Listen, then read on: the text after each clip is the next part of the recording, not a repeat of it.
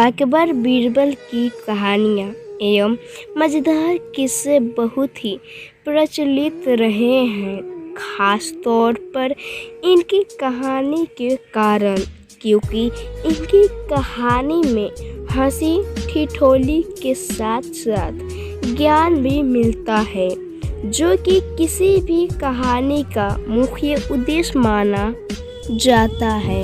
अकबर बीरबल बुद्धिमत्ता की कहानियाँ कई सालों से हमारे देश का हिस्सा है, इसलिए इनके किस्सों पर कई टीवी सीरियल भी बनाए गए हैं, जो काफ़ी लोकप्रिय थे। बीरबल की चतुराई इन कहानियों का मुख्य श्रृंगार होती थी, जो आज भी रोचक लगती है। कहानियाँ हमेशा ही जीवन में शिक्षा देती है, अतः हमेशा ज्ञानवर्धक कहानियाँ पढ़ते रहना चाहिए। ऐसे ही एक कहानी सुनाने जा रहा हूँ, जो छोटे बड़े सभी को जीवन का एक महत्वपूर्ण उपदेश रही है। अकबर बीरबल की कहानियों के समूह से एक नई कहानी गलत आदत। एक बार अकबर गहन सोच में थे, ऐसा लग रहा था परेशान है। तब एक दरबारी ने उनसे उनकी परेशानी का कारण पूछा।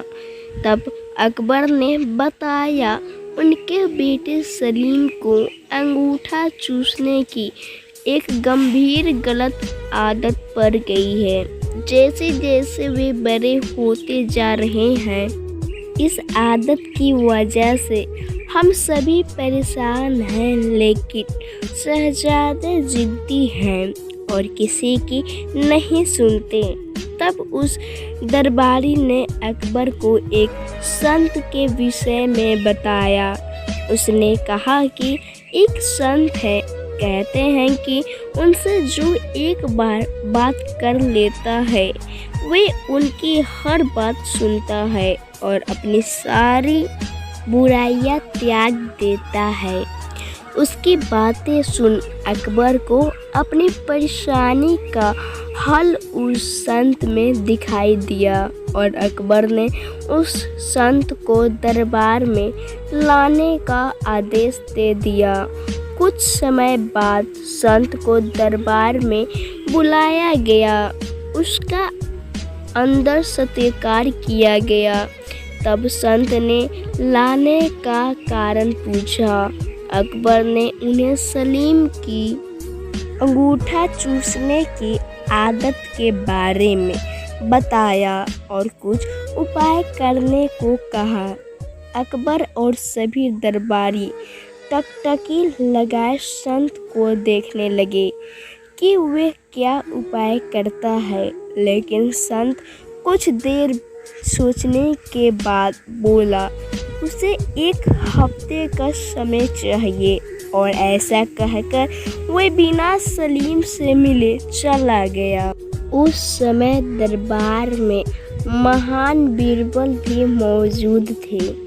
एक हफ्ते बाद संत आया और उसने सबसे पहले सलीम को बुलाया और उसे बहुत देर बातें की और उन्हें खेल खेल में यह सिखाया कि अंगूठा चूसना सेहत के लिए हानिकारक है, इसलिए उन्हें ऐसा नहीं करना चाहिए। और सलीम को बात समझ आ गई और उन्होंने सबके बीच कभी अंगूठा न चूसने की कसम खाई। संत ने जो बातें सलीम को समझाई, वे सभी आम बातें थी। वे चाहता तो यह बात उसी दिन दरबार में कह सकता है, लेकिन उसने हफ्ते का समय लिया। यह बात अकबर और दरबारियों को हजम नहीं हुई और उन्होंने इसे दरबार की तौहीन माना और अकबर से संत को सजा देने की मांग कर डाली। अकबर भी दरबारियों की बात से सहमत थे और उन्होंने भी सजा देना तय किया। लेकिन जैसे कि वे हर फैसले के पहले बीरबल का मशवरा लेते थे, उन्होंने इस बार भी बीरबल की तरफ देखा और पूछा कि आज तुम इतने खामोश क्यों हो? क्या तुम्हें नहीं लगता इस संत को सजा मिलनी चाहिए?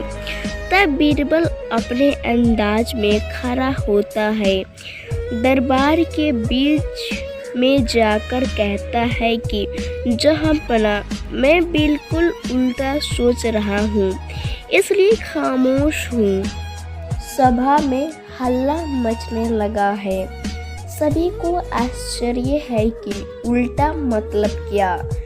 तब बीरबल कहता है, मेरे हिसाब से यह संत महान है, हमें इनसे सीख लेनी चाहिए और गुरु मानकर इनका आशीर्वाद लेना चाहिए और इनके साथ हुई गुस्ताखी की माफ़ी भी मांगनी चाहिए। यह सुनकर सभी को गुस्सा आ जाता है और दरबार में कोहराम मच जाता है। तब अकबर गुस्से में बीरबल से कहता है, गुस्ताख बीरबल, तुम हम सभी की तौहीन कर रहे हो कि हम इस संत से माफ़ी मांगे। तब बीरबल कहता है, जहांपना, गुस्ताख की नफरमानी को माफ़ करे, लेकिन मेरे मुताबिक यही न्याय संगत है। अकबर कहता है, बीरबल, अपनी बात को साबित करो।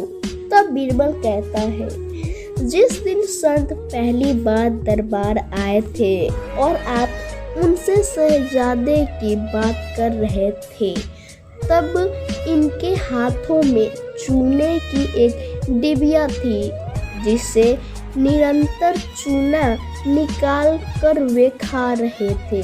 लेकिन आज उनके हाथ में कोई डिबिया नहीं है, क्योंकि जब आप उनसे शहजादे की गलत आदत की बात बता रहे थे, तब ही उन्हें अपनी गलत आदत का एहसास हुआ और उन्होंने एक हफ्ते का समय खुद को सुधारने के लिए मांगा और अपने आप को सुधारकर उन्होंने आज सलीम को ज्ञान दिया।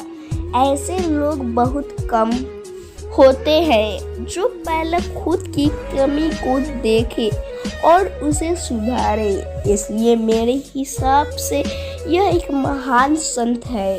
सभी को बात समझ आती है और सभी संत से माफ़ी मांग उनसे आशीर्वाद लेते हैं। इस कहानी से क्या शिक्षा मिलती है? दोस्तों, कहानी से हमें 2 शिक्षा मिलती है। पहली, किसी को ज्ञान देने अथवा सीख देने से पहले अपने अंतःकरण में अवश्य झांकें कि क्या आप खुद उस ज्ञान के दायरे में जीवन जीते हैं? क्या आप में वे सभी गुण हैं जिसका ज्ञान आप दूसरे को दे रहे हैं? अगर नहीं है तो पहले खुद को सुधारें, फिर दूसरों को ज्ञान दें। और अगर आप खुद सुधार नहीं सकते तो दूसरों को ज्ञान देने का आपका कोई हक नहीं बनता। दूसरी शिक्षा यह मिलती है कि दरबार में बिना विचार किए सभी संत को दोषी कहने लगते हैं। हमेशा जो दिखाई देता है सत्य नहीं होता। हर करने के पीछे कोई न कोई कारण होता है। इसलिए एकदम से नकारात्मक भाव नहीं लाना चाहिए। हमेशा परिस्थिति का अवलोकन करना चाहिए, क्योंकि जो दिखाई देता है वास्तव में सत्य वे हो ये जरूरी नहीं है। अपनी राय कायम करने से पहले सच जानना जरूरी है। इसलिए बीरबल ने कहा था उसका निर्णय न्याय संगत है। तो दोस्तों, आपको ये कहानी कैसी लगी हमें कमेंट में ज़रूर बताएं और हमारे चैनल को सब्सक्राइब और वीडियो को लाइक ज़रूर कर दें। धन्यवाद।